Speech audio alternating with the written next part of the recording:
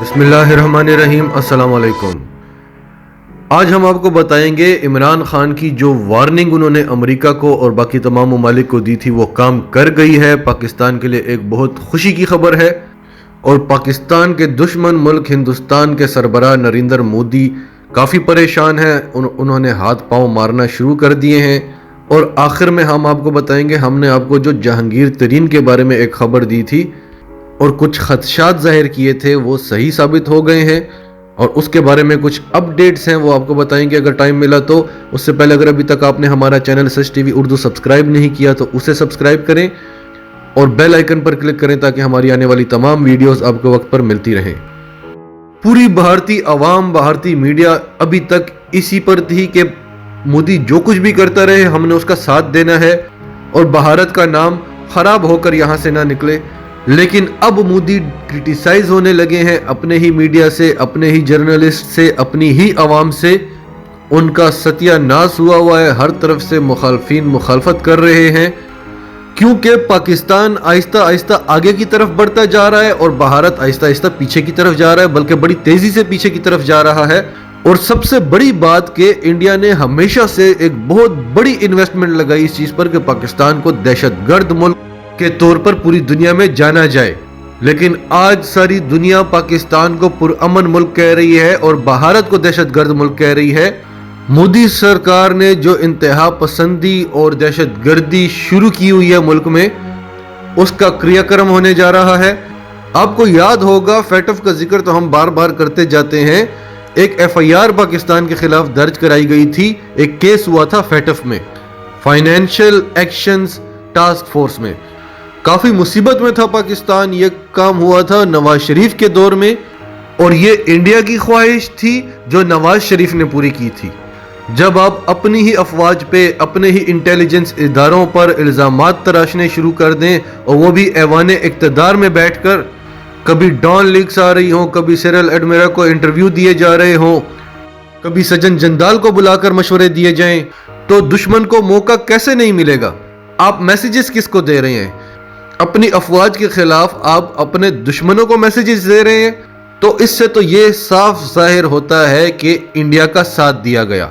FATF में हमारे खिलाफ FIR दर्ज हुई थी। हम पे इल्ज़ाम था कि हमारी इकोनॉमी सही नहीं है, यहाँ से दहशतगर्दी को सपोर्ट मिल रही है, पैसों की लेन देन का यहाँ पे कोई सिस्टम ही ठीक नहीं है, दहशतगर्द तंजीमों, इंतहा पसंद तंजीमों को बाहर से इमदाद आ रही हैं, अतियात आ रही हैं और यहाँ पाकिस्तान से भी उनको पैसे जनरेट हो रहे हैं।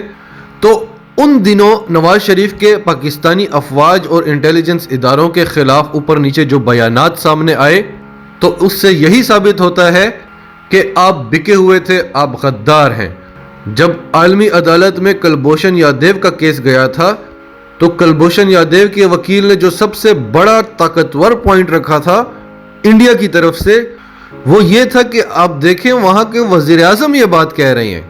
कुलभूषण यादव ने आलमी अदालत को बोला कि पाकिस्तान के वजीर आजम तो खुद कह रहे हैं कि दहशतगर्दी तो सारी पाकिस्तान से हो रही है। नवाज शरीफ जो कि पाकिस्तान का उस वक्त वजीर आजम था, उस वकील ने बताया कि वज़ीर आज़म खुद कह रहा है कि पाकिस्तान की इंटेलिजेंस एजेंसीज क्या करती हैं, इनके इदारे क्या करते हैं, इनकी अदलिया क्या करती है। और फिर अगली पेशियों में ये भी कहा गया कि देखें वो वज़ीर आज़म जो पाकिस्तान को एक्सपोज कर रहा था, इन्होंने उसको जेल में डाल दिया है। तो पाकिस्तान का नाम बिलाखिर फैटफ की ग्रे लिस्ट में चला गया और मुसलसल 3-4 सालों से पाकिस्तान अपनी सफाइयाँ दे रहा है। अब जब इमरान खान की हुकूमत आई तो इनको बहुत बड़ा क्रेडिट जाता है। जो 70 सालों का इकोनॉमी का ख़राब सिस्टम था, इसको उन्होंने बड़ी हद तक ठीक किया, जिस पर आज सारी दुनिया पाकिस्तान की तारीफ करने पर मजबूर है। और फिर पाकिस्तान की जिस तरह से नुमाइंदगी कर रहे हैं पूरी दुनिया के सामने, पाकिस्तान का इमेज किस तरीके से चेंज किया, हकाइक बताए कि दहशतगर्दी का सबसे बड़ा निशाना तो पाकिस्तान रहा है, सबसे ज़्यादा कुर्बानियाँ पाकिस्तान ने दी हैं और दहशतगर्दी को ख़त्म करने में भी सबसे बड़ा किरदार पाकिस्तान का है। ये बातें इमरान खान ने आकर दुनिया को बताई और यहाँ पे जो इकोनॉमी का सिस्टम था जो किसी तरह से ठीक नहीं हो सकता था, उसको ठीक किया। तो इसका क्रेडिट हम देंगे इमरान खान को और उनका साथ दिया जनरल कमर जावेद बाजवा ने, उनको भी इसका सारा क्रेडिट जाता है।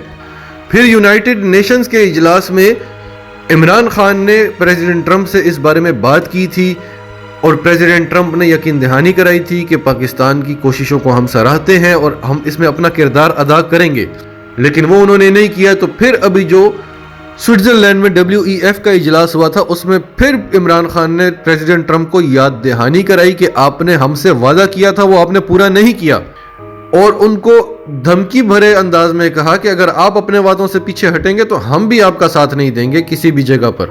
تو پریزیڈنٹ ٹرمپ نے جو امریکی حکام وہاں پر بیٹھے تھے ان سے پوچھا کہ پاکستان کے جو اقدامات ہیں وہ تو قابل تعریف ہیں، ابھی تک ان کا نام FATF کی گرے لسٹ سے کیوں نہیں نکلا، جس پر امریکی حکام خاموشی اختیار کر گئے۔ تو عمران خان کے ان اقدامات کا بہت اچھا نتیجہ نکلا۔ تو اس وقت چائنا، رشیا، فرانس، امریکہ سب کے سب پاکستان کے ساتھ کھڑے ہو چکے ہیں، اور اب ہمارے پاس جو رپورٹس آئی ہیں، جو اطلاعات آئی ہیں، اس کے مطابق پاکستان بہت جلد FATF کی گرے لسٹ سے نکل جائے گا۔ جو خدشات آ رہے تھے کہ گرے لسٹ سے نکلنا تو چھوڑو بلیک لسٹ میں جانے والا ہے اور انڈیا نے اپنی پوری کوششیں بھی کی تھی اس کے لیے، وہ ختم ہو گئے ہیں، اور خبریں آ رہی ہیں، بہت مضبوط رپورٹس آ رہی ہیں کہ پاکستان انشاءاللہ اسی مہینے FATF کی گرے لسٹ سے نکلے گا۔ ہمیں انتظار ہے اس خوشخبری کا، کوشش کریں گے سب سے پہلے آپ کو ہم سنائیں یہ خوشخبری، کیونکہ ہیئرنگ ہو چکی ہے، پاکستان اپنے تمام اقدامات سے آگاہ کر چکا ہے۔ جو 25 اقدامات پاکستان نے کرنے تھے اس میں سے 19 کی تعریف کی گئی ہے کہ وہ اقدامات پاکستان نے پورے کر لیے ہیں، کیونکہ کہا جا رہا تھا کہ اگر اس میں سے ہم 12 سے 14 اقدامات بھی پورے کر لیں تو ہم گرے لسٹ سے نکل جائیں گے۔ پاکستان کے 19 اقدامات پورے ہو چکے ہیں اور باقی 6 کی بھی یقین دہانی کرائی گئی ہے، اور وہاں سے بھی پاکستان کو نہ صرف تسلی ملی ہے بلکہ اپریشیٹ کیا گیا ہے اور حیرانگی کا اظہار کیا گیا ہے کہ اتنے کم عرصے میں اتنا سب کچھ کیسے ہوا۔ تو بھارت جو اس انتظار میں بیٹھا تھا کہ پاکستان کا نام گرے لسٹ سے بلیک لسٹ میں چلا جائے گا، اور اگر نام بلیک لسٹ میں آ جائے تو وہ ملک کی تباہی ہوتی ہے، اقتصادی پابندیاں لگ جاتی ہیں، کوئی تجارت نہیں کرتا، کوئی انویسٹ نہیں کرتا، تو بھارت تو اس انتظار میں بیٹھا تھا۔ اب بھارت میں جو ایک پرامن طبقہ ہے، ایک چھوٹا سا طبقہ ہے بھارت میں جو امن چاہتا ہے، جو پڑھا لکھا ہے، جو سمجھدار ہے، وہ اس چیز کو سمجھ رہا ہے کہ عمران خان پاکستان کو کس ڈائریکشن میں لے کے جا رہا ہے اور نریندر مودی ہندوستان کو کس ڈائریکشن میں لے کر جا رہا ہے۔ ہم بھلے دنیا سے چھپاتے پھر رہے ہیں اور دنیا کو بتا رہے ہیں کہ یہاں پہ امن ہے، لیکن ہے تو نہیں۔ اگر ہم بلیک لسٹ میں چلے جاتے تو ابھی جو 154 روپے کا ڈالر ہے وہ 500 روپے تک جا سکتا تھا، تو آپ سوچیں ملک کے کیا حالات ہو جاتے۔ تو آپ بھارتی میڈیا کو دیکھیں، انہوں نے آسمان سر پہ اٹھایا ہوا ہے، پورے بھارت میں جیسے صف ماتم بچھا ہوا ہے، یعنی اتنی نفرت، اتنا بغض، کیا بھارتی حکومت، کیا بھارتی میڈیا، کیا بھارتی عوام، اتنی نفرت۔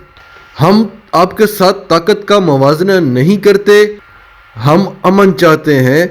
اگر ہمیں یہ لگتا ہے کہ ہم آپ کے 10 بندے ماریں گے تو 1-2 بندے تو آپ بھی ہمارے ماریں گے، ہم وہ چیز چاہتے ہی نہیں ہیں، ہم امن چاہتے ہیں، ہم آپ کے بھی بندے نہیں مارنا چاہتے، ہم آپ کو گلے سے لگانا چاہتے ہیں۔ تو ہمارا یہ جو امن کی خواہش ہے اس کو اللہ تعالیٰ بھی پسند کر رہا ہے اور ساری دنیا بھی اس کو سراہ رہی ہے۔ ہم کوئی بیوقوف جاہلوں کی طرح یہ شور نہیں مچاتے کہ ہم تو یہ ہیں، ہم تو یہ کر دیں گے، ہم تو وہ کر دیں گے۔ ساری دنیا کو پتا ہے کہ کون کیا ہے۔